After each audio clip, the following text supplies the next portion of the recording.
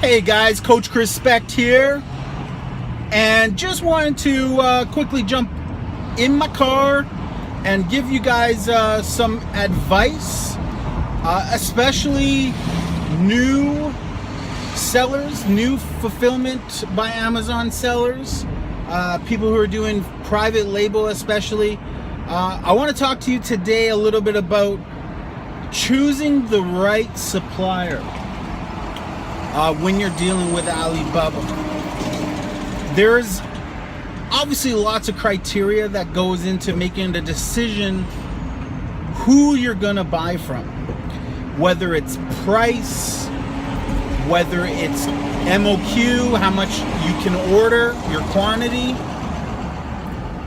whether it's the quality that they offer, the fulfillment they can offer. Because look guys, if you're going to order a product and your intention is to sell 300 units a month, and so your demand will be 3,600 units a year, that's not a lot. That really honestly is not a lot. But what a lot of listers right now are experiencing, especially because they're doing pay-per-click PPC analytics, and they're trying different things, and they're actually getting extreme results. And by extreme, 1,000, 1,500, 2,000 sales a month. When you run into those type of sales, and Tanner can vouch for this,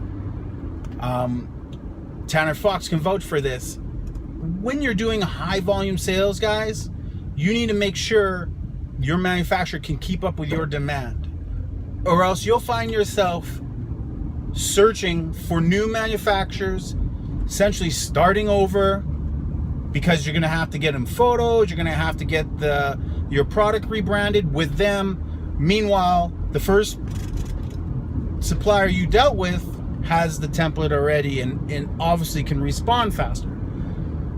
This is becoming a huge issue, guys. People are running out of stock, and when they go to get more stock, it's taking 3 weeks, 4 weeks, 5 weeks to get their stock. That could be, for some people, a loss of tens of thousands of dollars of revenue.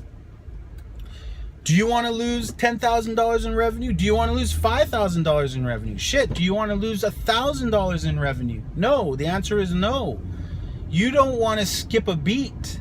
You want to make sure that your products are always in stock. You always want to be on top of your stock. It's a good complaint to have, but it's a bad complaint to have. When people realize how much volume and how much sales they are making with Amazon, and they under inventory themselves, then it's a bad thing. Which takes me to my point, and my point is this: price isn't always what it's about when you're shopping on Alibaba and you're trying to find a supplier.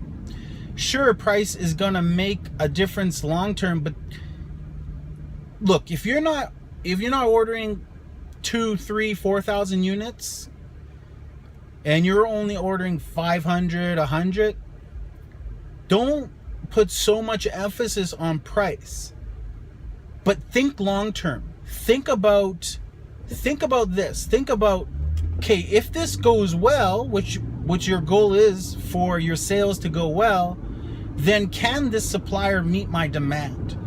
So think long term.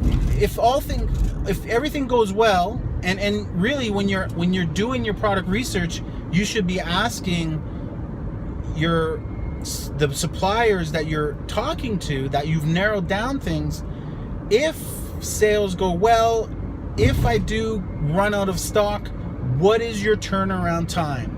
How long will it take for you to get me more product? Obviously, things such as UPS, DHL, FedEx, turnaround times matter. Customs matters. That stuff all delays shipment. So certainly you need to be on top of your game. Absolutely. You need to be on top of your game. You need to know that I'm running out of inventory. I just sold X amount of units. I only have X amount of units left. And you need to be able to be in a position where you can order more inventory. But, and what I'm finding is my suppliers, and I've had this twice, they are slow. And so I found that I'm out 2 weeks, 3 weeks, 4 weeks, and now 5 weeks without inventory. And I ordered my inventory in what I thought was advanced timelines, with giving my supplier a month to deliver. And they couldn't.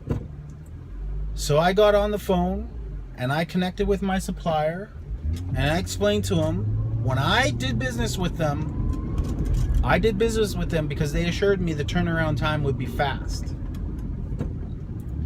And, you know, they have their, whatever you want to say, they have their excuses and their reasons. You know, oh, we take care of express shipping, we take care of customs, and the delay is on your side. And then they asked me, do you think you can take care of the customs and costs, etc.? And then we will ship via DHL or FedEx, because I guess they ship by UPS, and that allows them to handle the custom fees on their end.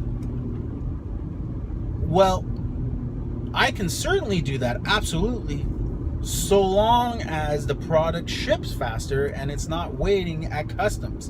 And it's funny because I reached out to him because another Amazon seller said the same thing. It was a little different experience for him, is that his product got trapped at customs and he went through Amazon, obviously no help there. He went through a supplier, no help there. He had to track down his product, which took time and effort to find where it was so that he could pay the fees. You don't want to run into this, guys, especially if you're selling a hot item. There's only 12 months in a year. You want to have a slamming fiscal year. And so it's critical not just to negotiate price, but to negotiate fulfillment. Get your fulfillment on contract. I watched an episode recently, Jungle Scout episode, about, you know, the $1 million case study, and one of them had to do with their contract stating if product didn't turn around in the time stated, you know, 10 days to ship, whatever, 30 days to manufacture, whatever the criteria that you agree on with your supplier and they agree on with you, put that in your contract and, you know, make a term of agreement. A 5% rebate every time, and for every day it goes over shipping time, or every day it goes over manufacturing time, and hold them accountable to your agreement. Hold them accountable to your agreement. You know, if you're new, you may ask yourself, well, how do I hold somebody in China accountable? You have to call them up on the phone and treat them like they're local. Treat them like they are within your state, within your province.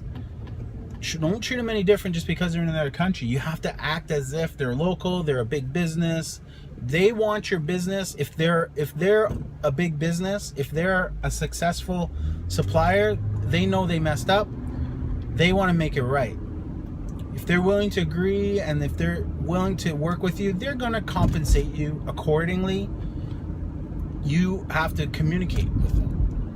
Which I am doing right now, and right now they've agreed to refund me 10% because of the delays in everything that's going on. So that does add up.